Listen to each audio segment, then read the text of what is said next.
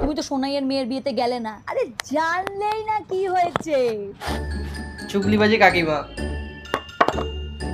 আরে তো ওই সঙ্গীত মঙ্গীত করে মেহেন্দি ফেন্দি করে বড় বড় স্টেজের মধ্যে দেখা বাঙালি বিয়া লাগদাছেই না, পুরো মনে হচ্ছে আর নন বেঙ্গলি বিয়ে। আরে না না, ছেলেটা নন বেঙ্গলি না, ছেলেটা কি গুপ্তা না।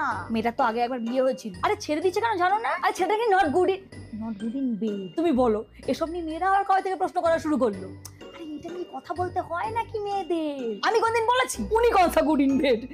আরে ইন্টিমেট ওয়েডিং নাকি, ছেলের বাড়ি মেয়ের বাড়ি মিলিয়ে 100 জন। আরে সারা জীবন ধরে এত কামালি কেন যদি একটা মেয়ের বিয়েতে খরচা না করি? তুমি জানো না ওদের তো বিয়ে করা না করা সমান, বিয়ের আগে তো একসাথেই থাকতো। ওই কি সব যেন দেখে না আজকাল ওই কম্পিউটার। আরে তুমি বলো, আর ওই কম্পিটিশন কি বলে ওটাকে, হ্যাঁ ওই কম্পিটিবিলিটি না কি বলে না, চরিত্রহীন ছি ছি ছি ছি, এরকম কেউ করে?